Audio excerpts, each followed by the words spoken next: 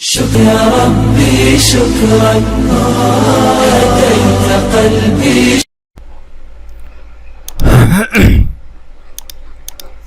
السلام علیکم ورحمۃ اللہ وبرکاتہ. ناظرین، تو آج ہمارا 22واں لیکچر دعوت برائے خطبہ استقبالیہ و اغراض و مقاصد ہے.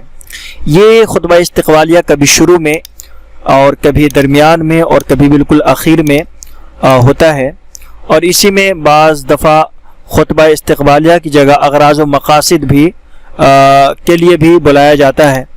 تو خطبہ استقبالیہ کے لیے اگر بلایا جاتا ہے تو اسی میں جو جلسے کے اغراض و مقاصد ہوتے ہیں اس کو بھی بیان کیا جاتا ہے. تو آپ خطبہ استقبالیہ کے لیے بھی بلا سکتے ہیں، یہ اسی میں شامل ہے، ٹھیک ہے. یا پھر اگر خطبہ استقبالیہ نام نہیں دیتے تو اتنا کہہ سکتے ہیں کہ دعوت برائے اغراض و مقاصد اجلاس، ٹھیک ہے.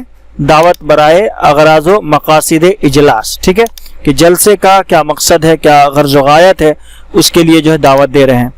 تو یہاں پر زیادہ جو لفظ استعمال ہوتا ہے وہ یہی ہوتا ہے خطبہ استقبالیہ، اور اسی میں جو ہے مقاصد کو بھی بیان کر دیا جاتا ہے، اور جو سامعین آئے ہوتے ہیں، مہمان آئے ہوتے ہیں، ان سب کا شکریہ بھی اس میں ادا کیا جاتا ہے. بہرحال تو اس کے لیے ہم ایک چھوٹی سی مثال آپ کے سامنے پیش کرنے جا رہے ہیں، چونکہ یہ بھی نظامت کی ایک کڑی ہے، ایک حصہ ہے، ایک جز ہے، تو اس کو بھی ہم کو تھوڑا سا سمجھ لینا ہوگا کہ کبھی ایسا ہو جائے تو ہم کس طرح سے بلائیں گے اغراض و مقاصد کے لیے یا خطبہ استقبالیہ پیش کرنے کے لیے. تو دیکھیں یہاں میں نے تحریر نوٹ کی ہے. حضرات، کائنات کی کوئی ایسی شے نہیں جسے رب کائنات نے بے مقصد پیدا کیا ہو، بلکہ ہر تخلیق کا کوئی نہ کوئی مقصد ضرور ہوتا ہے. جس طرح سورج کا طلوع ہونا کائنات عرضی کو منور و مجلہ کرنے کا مقصد رکھتا ہے، جس طرح دانے کا زمین میں بویا جانا ہزاروں دانے کو جنم دینے کا مقصد رکھتا ہے، بعین ہی اجلاس کا منعقد کرنا بھی اپنے اندر کوئی نہ کوئی مقصد رکھتا ہے. اسی طرح سے آج کی یہ محفل جو سجائی گئی ہے وہ بھی کسی نہ کسی مقصد کے تحت سجائی گئی ہے جس سے ابھی تک ہم اور آپ ناآشنا ہیں. تو آئیے اسی مقاصد اجلاس کو بیان کرنے کے لیے، یا یوں کہیں کہ خطبہ استقبالیہ پیش کرنے کے لیے، میں جناب عبدالقادر صاحب ضیائی کو مائک پر مدعو کرتا ہوں کہ وہ آئیں اور کم سے کم وقت میں خطبہ استقبالیہ پیش فرمائیں.